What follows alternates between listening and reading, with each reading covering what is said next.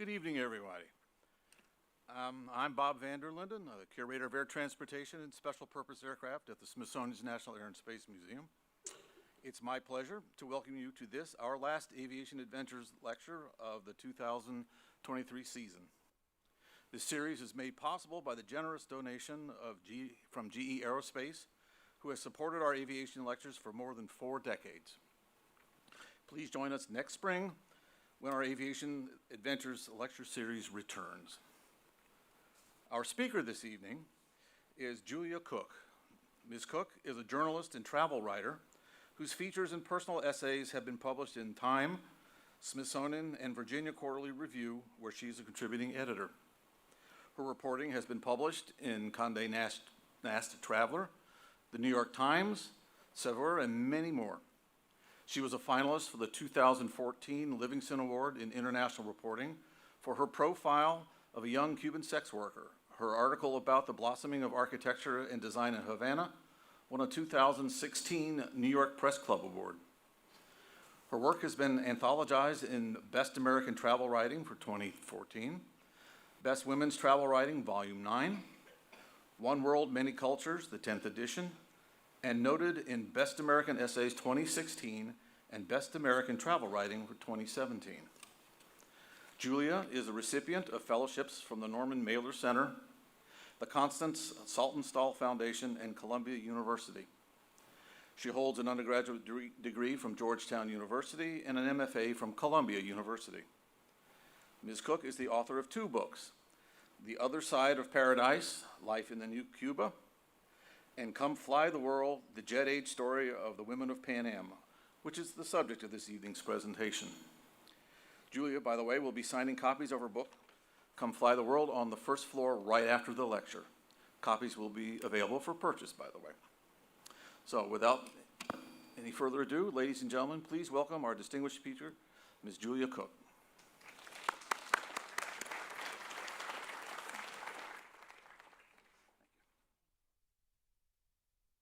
Thank you, Bob. Thank you so much for having me and for this introduction. This is such an honor to be here, really, very sincerely. It's the thrill of a lifetime. I've been so impressed. I had such fun walking around here this evening, looking at Bob's exhibit, America by Air, and getting to actually see Juan Trippe, the founder of Pan Am's globe, enormous, amazing thing that he would trace flight routes on. So that was just such a treat, and I'm just very happy to be here. Before I get started, I'd like to say that I'm always curious how many of you in the audience worked for airlines, either in the past or still work for airlines. Show of hands, please. Yeah, yes. I've always been so impressed with the almost familial structures of airline employees, and always noted the really true loyalty and the way that everyone thinks that their airline is the best and can give you very reasoned and impassioned rationales as to why that's the case, which is always really fun to hear. For online viewers, could you drop a comment in the comment box? I'd love to see where people are coming from. So Bob, in his introduction, did not mention, but this is part of the reason why I wrote this book, that I come from an airline family myself. My father worked for Pan Am, Pan American World Airways, until I was 9 years old. Honestly, though, I really had not thought all that much about the airline. It was just an interesting part of my childhood, until I was, about 10 years ago, 8 or 10 years ago, I don't really remember, when I saw that Pan Am's Historical Foundation was going to be hosting an event at a building that I'd always wanted to see, the TWA terminal. I don't know how many of you have been to the TWA terminal in New York. It is a beautiful, beautiful building from the 50s, built by Eero Saarinen. It's like a cathedral to the concept of space and flight. It's really just the most, it's beautiful. I'd always wanted to go, and the Pan Am Historical Foundation was hosting this event, so they opened the doors for it. Back then it was not yet a hotel. I went to this event. And at that event, I met 2 former stewardesses. I'm using the term intentionally, even though it's not the correct term to use for today, for people who work in flight service today, because at that event, when I met these two women, they were very insistent when they spoke to me. They said, we were stewardesses. We were not flight attendants. We worked in the 50s and 60s. Use the correct term. They felt very strongly that that term pinned them to a job whose rigors and demands and sexism and opportunities were not encompassed by the term flight attendant. So for the purposes of this talk, I used the word stewardess. And I thought that that framing, the way that they talked about that with me, was really interesting. In general, I met these women and was completely captivated by them. They were incredible. They really seemed to have spent their whole lives elbow deep in adventure. The more I talked to them, the more their stories were just some of the most interesting little anecdotes I'd ever heard. They referred to events of geopolitical history with this kind of quiet authority and intimacy that I found captivating. They were also beautiful and glamorous. They seemed to be both intellectual and very feminine. They didn't need to take credit for being the smartest people in the room, but they clearly were. And I wanted to know everything about them, which was an instinct that was really clinched when I offered a ride home to one of the women that I met. And she said, "Oh, darling, I never buy a return ticket home from anywhere. Of course I'll come in the car with you. You never know what's going to happen when you get somewhere." And I just thought, I need to know everything about you. I want to know how you got to be exactly who you are. So that's what launched my research into this book, which really back then was just talking to people, going to the reunions that they hold. I mentioned that these family structures are still very strong. They hold reunions. And luncheons, and I would just go to these luncheons and talk to as many people as I could and just wait for them to tell me something interesting and then just ask them more. Eventually this formalized into actual interviews and eventually into this book, which is broadly about the international stewardesses of Pan Am. Now, Pan Am was in its day the only airline that flew exclusively international routes, which is to say you stepped onto a Pan Am plane and you got off in a foreign country. The book is about the places that these women flew to, the way they moved through the world, the work culture of the airline, and the largely unseen role that they played in the Vietnam War. More specifically, though, the book is about 5 women. It's about how flying impacted the choices that they made, the lives that they led. It's about the places that they visited, the fun they had, the relationships they forged in flight and on the ground, and the very real dangers that they faced, the challenges they overcame, the international crises in which they participated, and for which they were never really given much of any credit. One reviewer said that the book reads like a novel, which is lovely, but it was in fact very, very important to me that it was about real women doing very real things, backed up by verifiable, archival, or news sources.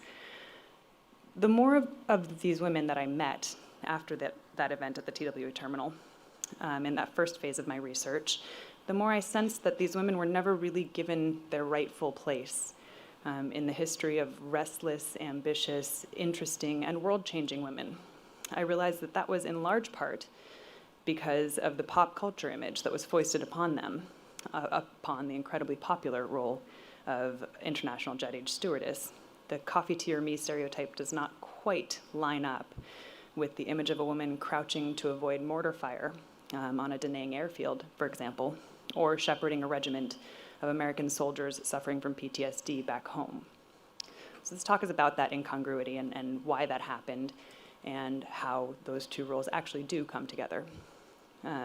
In reality, these women were trailblazing women whose lives reflect the profound changes and contradictions of a dramatic era of American history, and whose actions, in fact, actively propelled a lot of that change, too. So let's back up a little bit. Who here remembers Pan Am? Who here rode on Pan Am? Okay. Again, comments from the internet would be fun. For those of you who never flew the airline itself, let me remind you of what Pan Am was. It was, above all, an airline of firsts. Some of those firsts you can see in this very museum.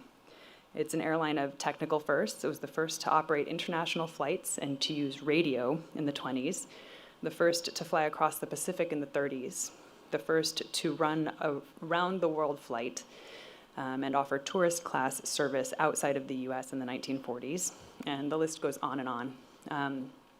It was also an airline of cultural firsts. It flew foreign dignitaries to summits around the world. It brought royals on their tours to the US. It brought the Beatles for the first time to American shores, ushered in the British invasion. And it was the airline of choice for celebrities and icons of the jet age. Its corporate goals intertwined with the aims of the US government from the very beginning of its inception, which was due to Pan Am founder Juan Trippe, his desire that the airline be what he called the chosen instrument to implement the national interest abroad. It became like an unofficial flag carrier like Air France or Lufthansa, even though Pan Am was not actually connected with the American government. Pan Am's growth, though, ran directly parallel to the expansion of American power from the very beginning. And indeed, the airline was largely dependent on US government money. Its contracts around global conflicts in particular really funded the airline's expansion around the world in the 40s. In 1940, a little more than a decade after the airline was founded in the 1920s, as it was looking to expand its flight network to accommodate Juan Trippe's really big dream of round-the-world service. A secret contract, in fact, with the War Department, funded from what the Secretary of War called the President's Kitty, established a subsidiary of the airline in Africa. World War II was looming. President Roosevelt and Winston Churchill were very afraid that Hitler would use Italy and occupied France's colonies in Africa to launch an invasion into South America. So the next year, in 1941, the Lend-Lease Act enabled the government to spend $20 million for Pan Am to create 2 more subsidiaries to direct the construction or reparation of 18 air bases in Africa. Eventually, Pan Am's Ghanaian headquarters, for example, looked a whole lot like a US military base. It housed 700 employees and facilities like an electric plant and a water tower, an amphitheater, and both Protestant and Catholic chapels. By the end of World War II, some estimates say that Pan Am had run 15,000 ocean crossings on US government business. And the airline's intertwinement with US diplomacy and conflict abroad really continued. Pan Am ran the China National Airlift Corporation as the US built up its alliance with Chiang Kai-shek's government. Later, the airline ran airlifts out of Berlin and Korea. All of this came together to mean that, as one CIA officer put it, and I quote, Pan Am was the American flag. For all practical purposes, it was an extension of the United States government. Private businessmen often sought out the airline's employees on the ground in a foreign country before going to the embassy. Company offices became kind of a shadow State Department in a way. What was less known, and perhaps less considered, certainly less considered, was what made its stewardesses. What did that make its stewardesses if Pan Am was a shadow State Department? When I first met these women at the TWA terminal, their bearing had struck me as revolutionary. They were sophisticated and savvy, glamorous and gritty, and also a little nerdy about international affairs. They were knowledgeable and smart, polished and extroverted. They seemed to have anticipated various sociocultural movements. They wore heels and lipstick while receiving paychecks and traveling alone, and so they looked like the feminists of today, even though they'd been doing that in the era of Mad Men. The way that they talked about shopping in Paris and Rome and Hong Kong really, to me, anticipated the globalized marketplaces of today. They talked about international relations with a really keen awareness of diplomacy and soft power. They seemed to have really been enacting what we would now call public diplomacy in ways that would not be openly discussed until many, many decades later. And the more I researched, the more this instinct was very confirmed. My research was interview-based, as I mentioned. It began with just very casual conversations, and then ramped up to formal interviews with lots of women in long, repetitive sessions, then backed up by work in the Pan Am archives, and with lots of secondary sources, newspaper archives, and academic books, as I fact-checked and filled in the details behind the anecdotes of what they were telling me, what these women were telling me. The women had signed up for a job that promised freedom, a paycheck, And crucially, the ability to remain aligned with some version of the conventions of femininity while also doing something really, truly exciting. Over and over, I was told that the women that I interviewed largely felt that they had 4 options of career choices if they wanted to work after college. They could be a secretary, a nurse, a librarian, a teacher, or a stewardess. I think it's really easy for us to forget, from the vantage point of today, exactly how popular being a stewardess was. So here are some Pan Am hiring posters. This one's from a little bit later. There should be another one from the mid-'60s. In 1968, the job was listed as the #1 choice of graduating high school seniors across the US. Airlines hired approximately 3% of their applicants, which makes it, back then, more selective than Harvard is today. The perks were many. As this advertisement says, you lead an exciting life. Another ad said, the world is waiting. The framing was that here was your opportunity to get out into the world while also making money for doing it. A stewardess made $550 a month after a few years, which is about $5,000 a month today.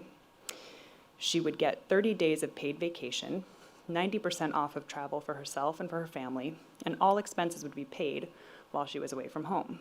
As I was walking around the museum earlier tonight, I was looking into the We All Fly exhibit, and it was a really important reminder that airlines, a career making money as a woman in an airline, you had no option other than becoming a stewardess. Here was a job where you could make money and be in the sky, and that's a really, really important thing. The job also carried with it a perception of glamour that was connected to these perks, but not entirely of those perks. It was also independent of it. In the jet age, airfare was fixed by the Civil Aeronautics Board. Airlines could not compete via pricing, so they had to compete via in-flight experience and image, or what we would today call branding.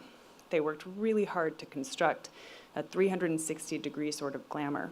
They hired the best architects and designers to make their headquarters in terminals like the TWA terminal, which was Eero Saarinen, or Bauhaus founder Walter Gropius's Pan Am building, which is still the last building allowed to have a logo that big dominate the skyline in New York. They offered perks like cigars for men and orchids for women, or a gold carpet rolled out across the carpet or the tarmac as you crossed and walked up to a plane. Chefs designed menus that featured filet mignon or Pan Am's first-class caviar service. Couturiers like Valentino or Pucci or Don Loper designed stewardess uniforms. And at some point, the women themselves, the stewardesses themselves, became a selling point. Since most repeat customers were men flying on business, and an attractive crew, and even, frankly, the illusion of a sexually available crew became a way for an airline to compete with the other airlines and lure passengers onto their flights. Airlines began to distinguish themselves based on their stewardesses, and American pop culture collaborated. I'm sure some of you remember Coffee, Tea, or Me. Supposedly, it was a memoir written by 2 Eastern Airways stewardesses.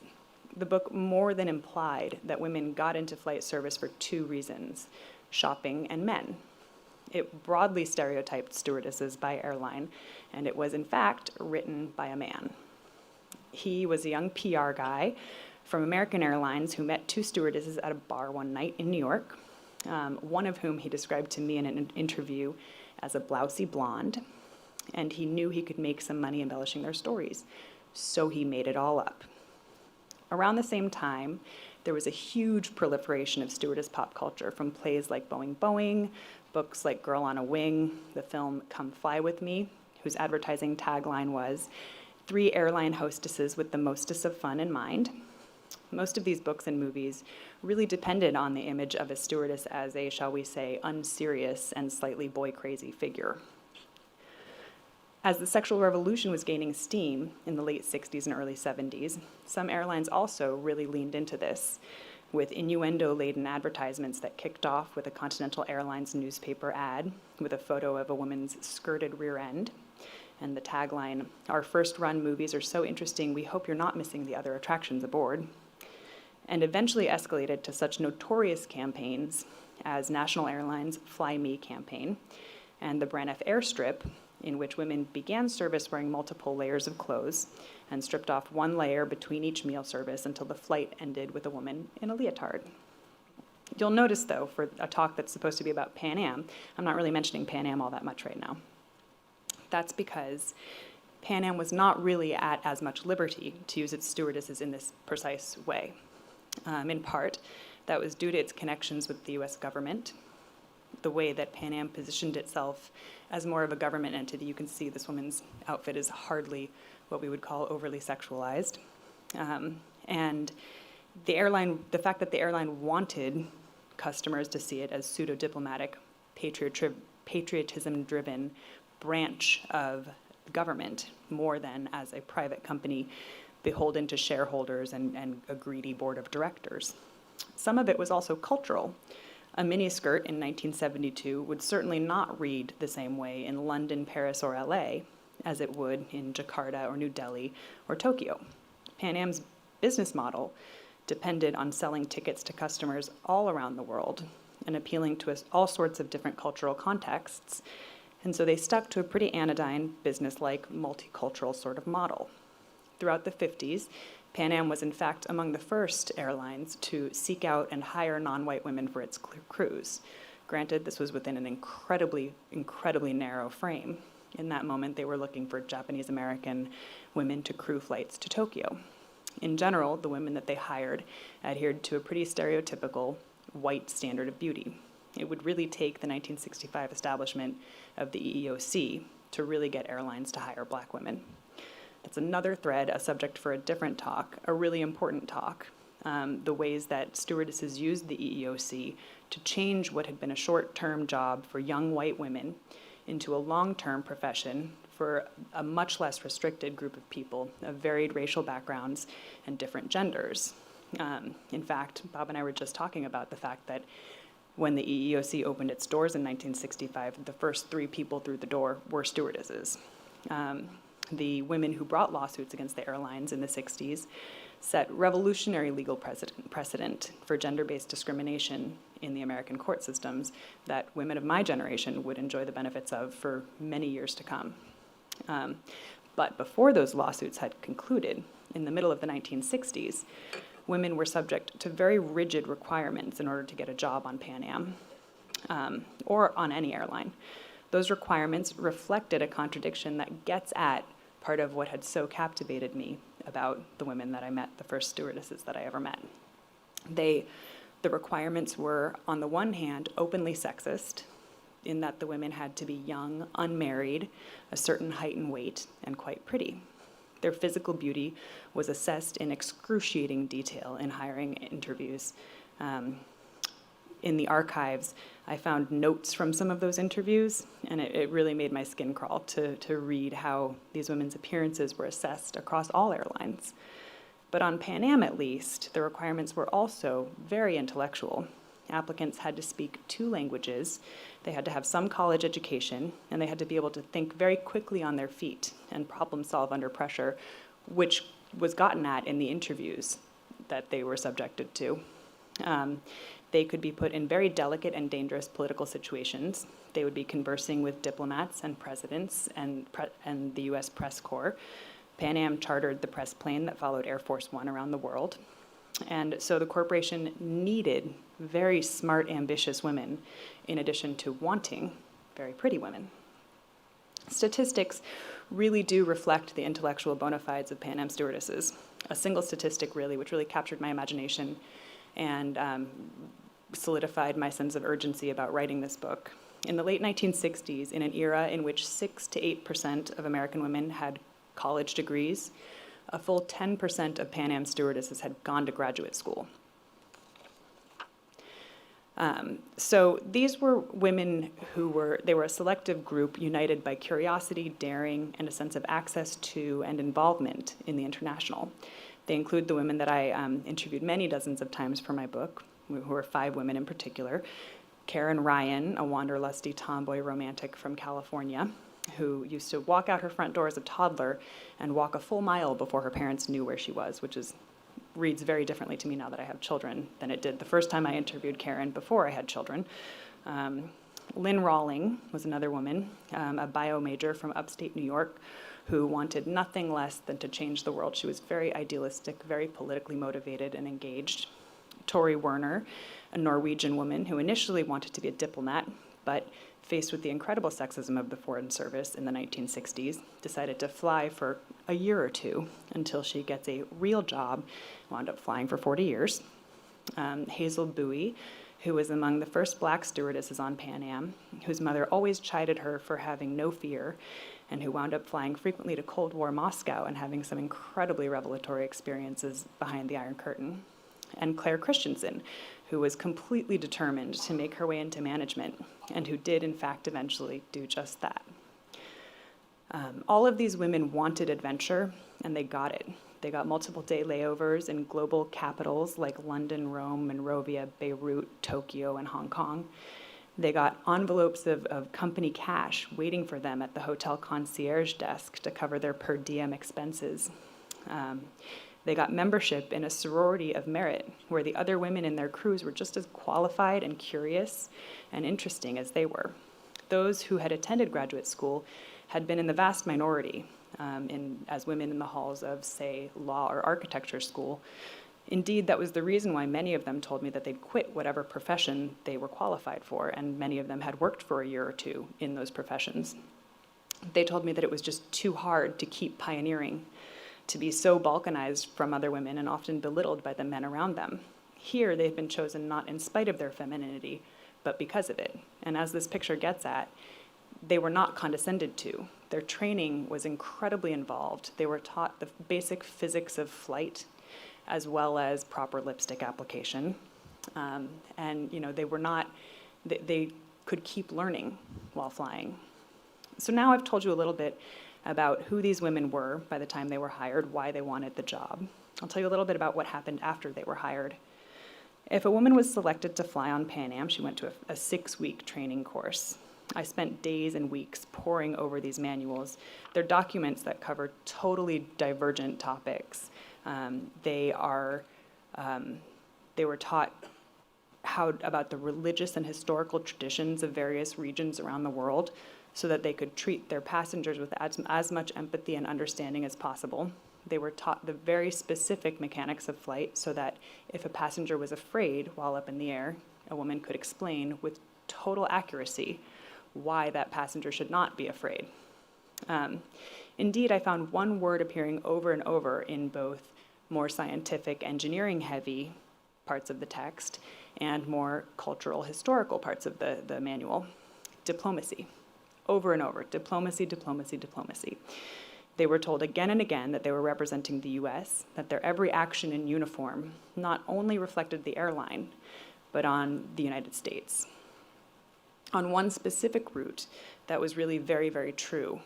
During the Vietnam War, Pan Am set up an airline within the airline to accommodate air traffic in Vietnam. As American military presence in Southeast Asia grew after 1965, so did air traffic. Yearly takeoffs and landings at Tan Son Nhut Air Base in Saigon went from almost 21,000 in 1964 to 379,000 in 1965. It was a combination of regularly scheduled commercial flights and military air traffic that began to clog the tarmac as a city of 200,000 inhabitants grew to over 2 million people between refugees and short-term residents. Those people were the Foreign Press Corps, charity workers, academics, diplomats, business people from international corporations with war interests like Bank of America, IBM, and Pan Am itself. Tan Son Nhut was busier than the world's busiest airport, which was Chicago O'Hare at that time. Arguably, in fact, it was far, far busier because for safety reasons, 95% of flights arrived and departed during daylight hours because planes had been shot at so many times before. Pan Am was not the only airline to fly American soldiers into combat, but it had the largest and most publicly visible share of those government contracts. In the first months of 1966, the Department of Defense had committed to sending every soldier in the country on 5 days of R&R during his 12-month tour of duty. The issue was that they didn't have enough planes.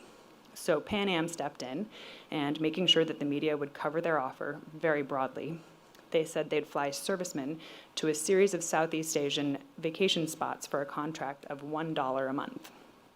To accommodate this new chunk of business, the airline set up an airline within an airline based out of both Saigon and Hong Kong. Claire Christensen, the woman who was determined to go into management, was among the 64 women who signed up to move to Hong Kong in 1966 to crew these flights. Among those women, there was an intense sense of camaraderie and patriotism. On those flights, the women who crewed planes were issued a Geneva Conventions card that named them second lieutenants in the armed forces, so that if anything happened to the plane and they were captured by the North Vietnamese, they'd be treated according to the international treaties as a prisoner of war. This was not an irrational or hyperbolic situation to prepare for. The mere landing in Vietnam was very dramatic, as planes dove from altitude down to the tarmac to avoid ground fire. In my research, I heard a great many stories about what women experienced on these war flights, from coming under enemy fire themselves to watching bombings going on below with complete horror and fear. A few of the women that I interviewed were also, in fact, quite involved in the anti-war movement. To dealing with soldiers with violent PTSD in the air, I heard about one soldier who tried to open the rear door in flight rather than return to combat after his R&R. Indeed, these women had a very broad variety of perspectives on the war. One of my primary subjects, Lynn, for example, was deeply anti-war. She went to anti-war protests. She understood that the war had never been properly declared by Congress. She abhorred the draft. She abhorred the violence against what she saw as a sovereign nation. She did not agree with the war. Tori brought a completely different perspective. Norway had relied upon NATO in the 1950s to protect its continued sovereignty against Soviet expansion. And so she saw the Vietnam War in a completely different light. She saw it as a fulfillment of the US's promise to help South Vietnam defend itself against communism. She was incredibly proud to contribute to the war effort. But what Tori and Lynn, whose political perspectives were completely opposite, agreed on with absolute clarity was the importance of offering the soldiers themselves a very dignified service. Many of these men had been drafted. They did not necessarily want to be there. Others had volunteered, and in either situation, some of those men would not be coming home. The women felt very, very keenly their duty not to the war, not to the country, but to the men themselves, the human beings that were inside of the uniforms. So they worked really, really hard to offer compassion and levity on war flights to the people who sat in those seats. On the ground, they visited with wounded soldiers in the hangars at Tan Son Nhut. They distributed ice cream, they lent money, they brought care packages. I heard stories about being tour guides on the ground in Hong Kong. They served as a really contradictory combination of roles, in fact. They were therapists, cheerleaders, disciplinarians, girlfriend figures to hundreds of thousands of thousands of American men. They were also seasoned professionals. In flight, they had to keep an eye out for malfunctioning equipment or for volatile men who did pose a very real danger. They had to keep everyone physically safe from what was both outside and inside of the plane. Again, the role really reflects that duality between being objects and being women of fast and decisive action. Their efforts were very appreciated. I came to DC one Veterans Day years ago before publishing the book, while researching, to interview veterans about their flights home. Nearly all of them shared very precise memories about the women who had crewed their flights. The archives hold poems that soldiers wrote about stewardesses and letters that they wrote to them, which was incredibly touching. One of the events that happened in the book is the event that brings three of the women that I interviewed together. Tori, Lynn, and Karen all participated in 1975's refugee evacuation flight, Operation Babylift. Operation Babylift was supposed to be an evacuation at the very end of the Vietnam War of 2,000 orphans with confirmed adoptive families in the US. It had begun the day before when an Air Force C-5A Galaxy transport plane took off from Tan Son Nhut with a load of 243 children and crashed shortly after takeoff, killing half of the children and adults aboard. The adults were American military and civilian volunteers, and also a lot of female embassy and CIA staff, too. Tori, Karen, and Lynn's crew was asked to switch flights to staff a chartered plane from Hong Kong to Saigon. They did not know why the C-5A had crashed. They thought it might be sabotage from the ground agents loyal to the North Vietnamese. That very week, the South Vietnamese Interior Ministry had in fact announced 2 uncovered plots to overthrow the president.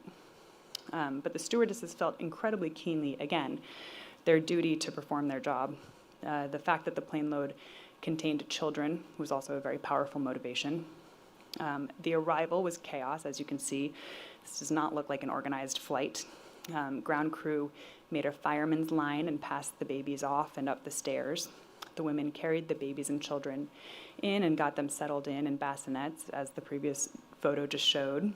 Upstairs became a triage area, which was very different from the chic upstairs of a 747, which was usually a lounge for drinking champagne.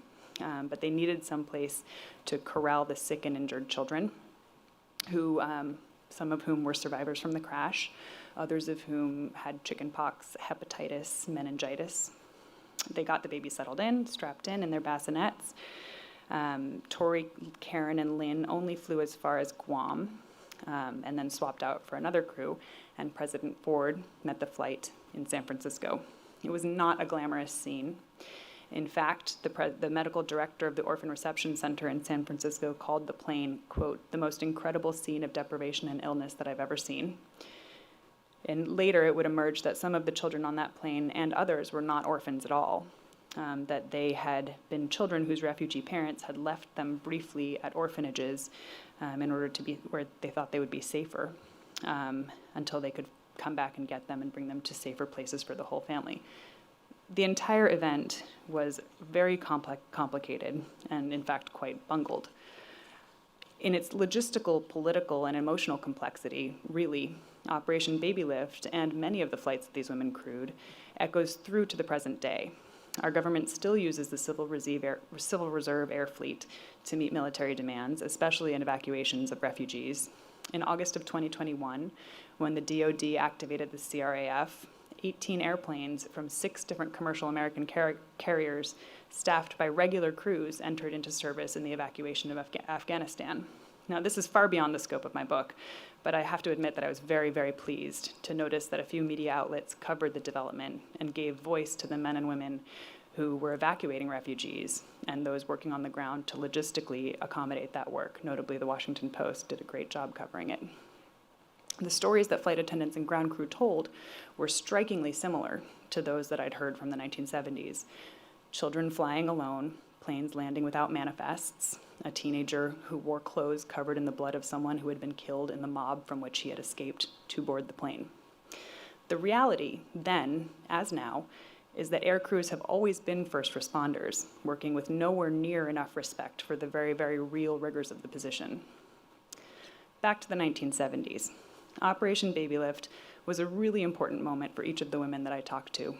Tori had been the purser, the director of the flight, and she'd done a magnificent job directing traffic and keeping it all under control.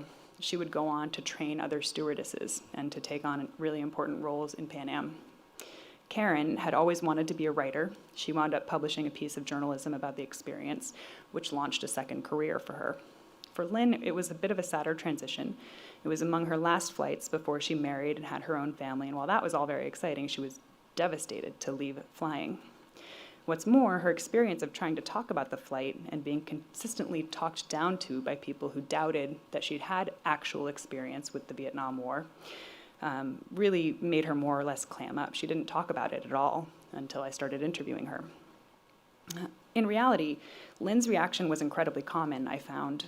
The glamour of the Pan Am brand, everything that I laid out at the beginning of this talk, the stereotypes around stewardesses, did not accommodate these much weightier, grittier experiences. And there's a really sad truth at work here, which is that these were not the sort of women who would speak up loudly enough to claim their rightful place in history from a pop culture machine that was not trying to hear them. As I listened to their stories, I saw that this kind of experience, Vietnam flights, but also charter flights to carry the press corps that covered the US president's travels abroad, Hazel's experiences in Cold War Moscow, the kidnapping of diplomats off of a flight in Ghana, which happened on one of Tori's first flights. These experiences were what had made those women that I'd first met at the TWA terminal seem to me like agents of public diplomacy or soft power long before the term had come into use. Planes are very contradictory vessels.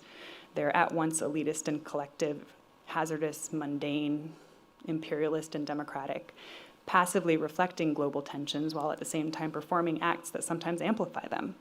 No one knows this better than international flight crews who perform that same duality themselves. I hope some of you will pick up the book, and I wonder if any of you have questions for me.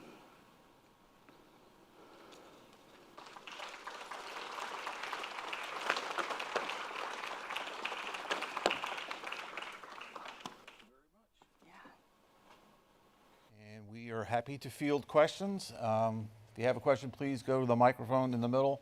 It's somewhere in the middle. We've got lots of lights on us. We can't see a darn thing back here. So somebody must have a question. Anybody. No one online either. So I would, but there's nothing on the iPad. I'm talking to someone there. Yes, sir. So, were any of the Pan Am stewardesses lost during the Vietnam War in accidents or anything? Not that I heard of, no.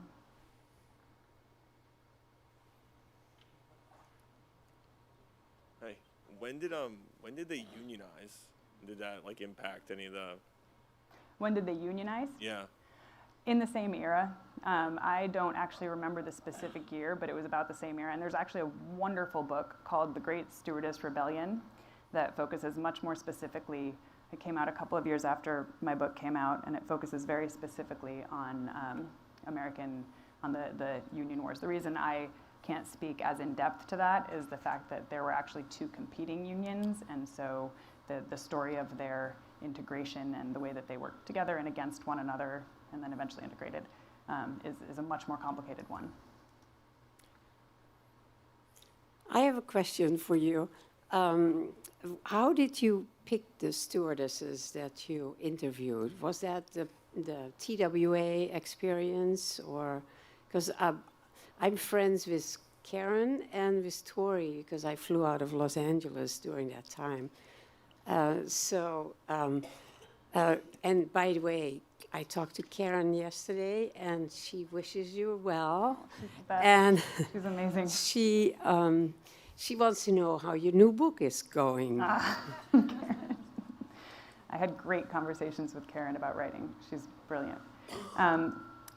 So I interviewed a great number of women, far more than I could possibly include in my book. I knew that I wanted I wanted women that I could bring together in a scene or a moment of time, but I did not want them to be a single class of a training class or a group of friends, because I wanted to cover a more diverse group of stories.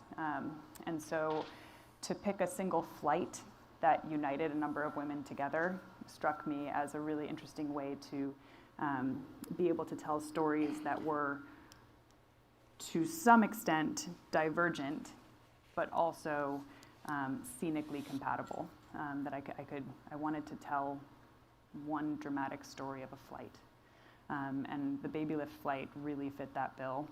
And I was just very lucky that, and frankly, I'm speaking about it as if it was quite calculated, and in reality, I met Tori, who was fascinating and has an incredible memory. Tori's memory is it's a steel trap. She'll tell you that when she told me about this diplomatic kidnapping incident in Ghana, my jaw dropped, and I said that could not have happened with the numbers that you're giving me and in the way that you're describing. So I went home and checked, some encyclopedia of world events and the New York Times archives, and in fact, it had happened exactly as she told me. And that I found amazing. Her numbers were correct. It was wonderful. So frankly, having a source that's as reliable and whose memory was as clear as Tori, and then meeting Karen, it all came together very, very neatly and nicely. Thank you. Well, I got a couple questions from the internet. The obvious question: how'd you first become interested in this? Do you have any family connections? Well, we know you do, but why this? You know, it was really just meeting these women. I thought they were fascinating. No one had ever written a book like this. I felt like these stories, these women, what had shaped them, the kind of agency that they had claimed, the really active participating role that they had played in these enormous moments of history, struck me as really incredible, and I could not believe that the book had not been written yet. So really that was it. Just got a little note here, just to let you know that there are 20 plus Pan Am alumni in our virtual audience. So I hope they like what they've heard. I'm sure they have. Yes, thank you. I think just a question, the Pan Am logo and uniforms are still so iconic. What was it about their branding that has lived so long? You know, I think it was, is this working? Is this good? Okay, I think that it was less about the branding and more about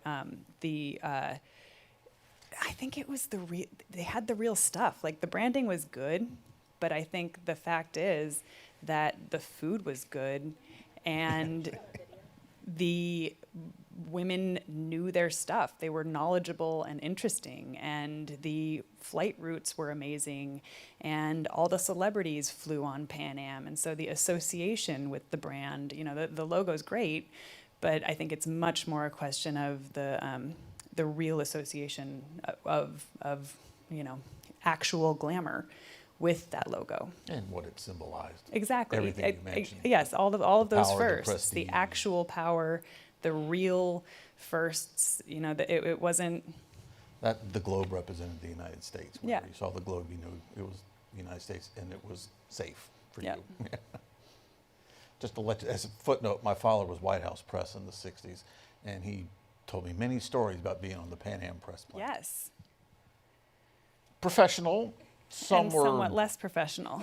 less professional. When you get a bunch Well, of that's the thing newspaper men also- on there having a good time. But the women had a good time too. Yeah. They could be doing this incredible work and then also find a measure of lightness. I mean, and frankly, it's the same thing. My next book is about a group of women journalists, hi Karen, in the 30s, 40s, and 50s. And I'm finding the same kind of attitude in the war correspondents of the women war correspondents of the 30s, 40s, and 50s. These people who were, you know, so deeply engaged in the conflicts in the world, and in the world as it existed. Like they were not pulling back from it. And so I think that they had a very keen sense of engagement in the moment. They really could have fun too, which I think is just cool. I believe there's a, yes, sir. Hi. This has been a fantastic talk. Thank you so much for this. Thank you. And I'm a graphic designer, so seeing like all of the archival footage and the vintage posters has been really cool. My question is, have you ever considered, or at some point, do you ever consider expanding your research to making maybe a documentary? Because I can imagine, you know, your narration and talking about this in depth and probably recorded interviews with archival footage would be really, really fascinating. So there is actually a documentary coming out next year, Oh. not of my book, but a wonderful producer, Sarah Colt, who has done productions with PBS for PBS, The American Experience, is doing one on jet age stewardesses, and I have spoken to her. Very cool. So yeah, that's cool. Yes, ma'am.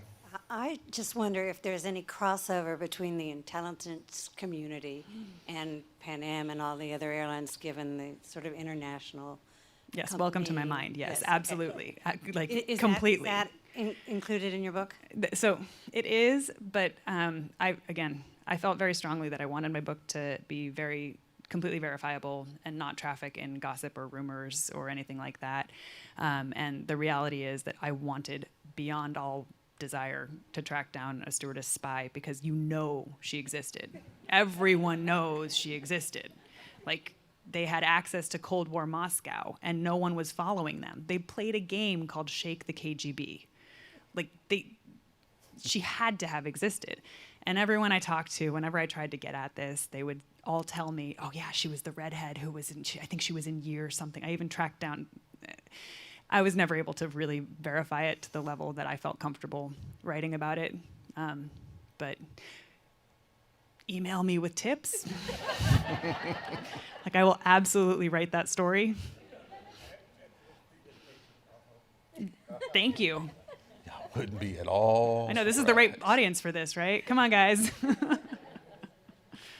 Since these were young women and they went on to other careers, did any of them ever become airline pilots? None of the ones that I spoke to became pilots. I know that some stewardesses did go on to become pilots.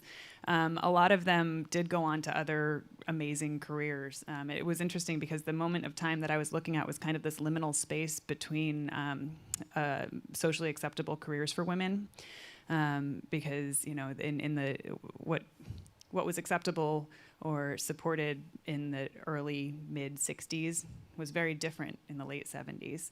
So a lot of these women really did wind up like not biding their time being stewardesses because they all had really incredible experiences, and they would not frame it as biding time at all, I don't think. But they did wind up working these jobs that kind of allowed them to bridge one level of access or opportunity to the next, which I think is really special. That wasn't the real reason they didn't hire women pilots. Oh, yeah? Pan American had a definite standard. Oh, yeah. They only hired military. Former military, yes. Absolutely.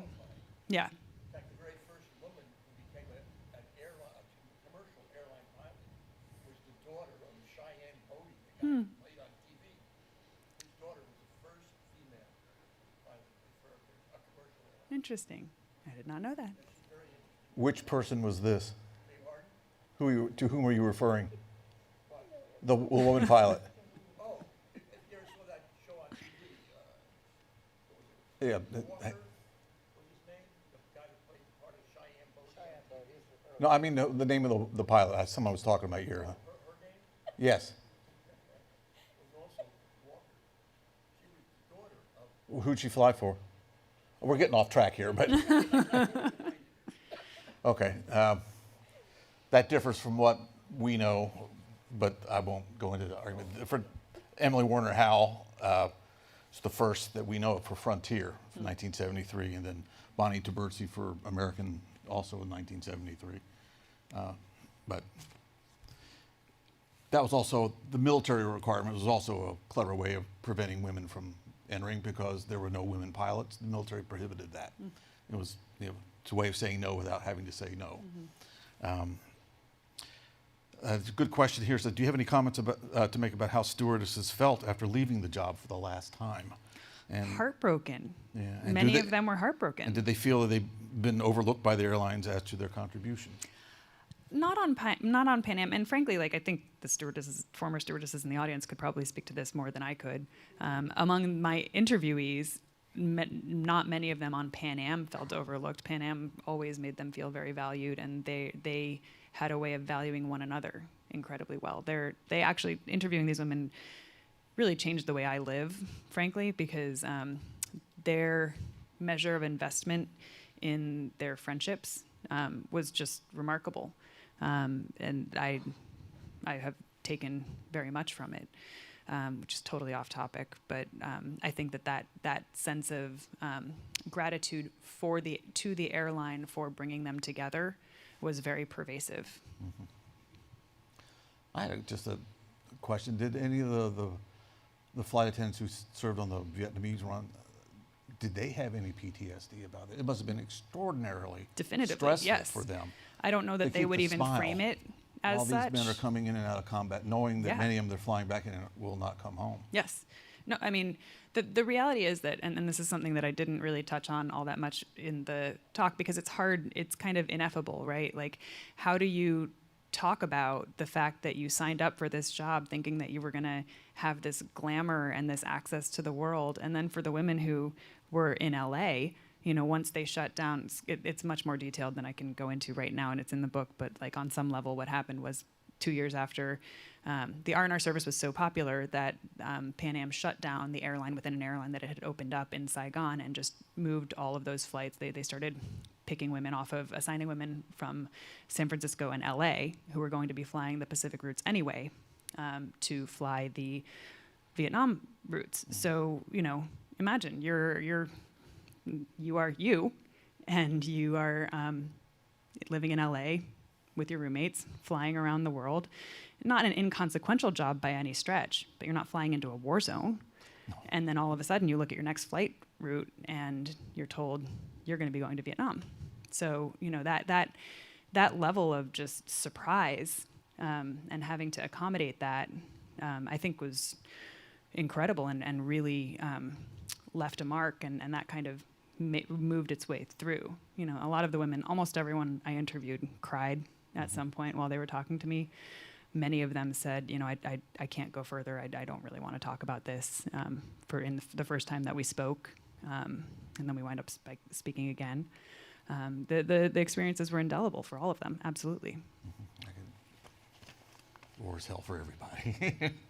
So, well, I think we're about out of time right now. So thank you so much for coming. Thank We you. appreciate it. It's a wonderful talk. Thank you. Excellent subject. And we need more of this because, as I found out doing our gallery, there's not enough written about the flight attendants and the whole the effect they had on society and Absolutely. the major changes that they brought for the good in this And then country. even just yesterday, they're in the news because of that crazy flight out of Portland. In Portland on the West Coast, the flight attendant is subduing some. Oh, the Alaska Airlines? Yeah, a man who's out of his mind. Like Yeah. every month, this keeps coming up. We need to give people more credit. Yes. Well, you know, one of our donors was a Pan Am flight attendant, stewardess, and she If it was was a before the lifer. She was a 70s. lifer, and she gave me all of her uniforms.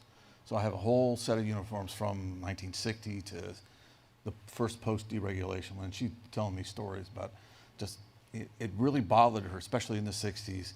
Their job is cabin safety. Their job is to get your sorry soul off that airplane in an emergency, first and foremost. The fact that they can serve you coffee, tea, or whatever, that's secondary. Absolutely. And, you know, they are professionals through and through. And Pan Am was a perfect example of that. And Totally. highly qualified, probably overqualified. Definitively overqualified. For its time, it was a fascinating airline. That's why we have a special section of it dealing with it in America by Air, because it meant so much. You know, it pioneered jets in the United States, conquered both oceans, flew around the world first, brought us the 747 and the 707. Rather significant airline. So with that, thank you again. Thank you. Please. Thank you, You everyone. can meet her downstairs, buy her book. Downstairs in the main lobby. And with that, please join us again. I hope it'll be in March. We don't know exactly when or who. April? April, okay. Please come back in April and keep an eye out on the website for future events. And thank you all for coming. Had an excellent turnout. And thank everybody who's watching online. So thank you so much. Thank you. Good night. Have a safe drive home.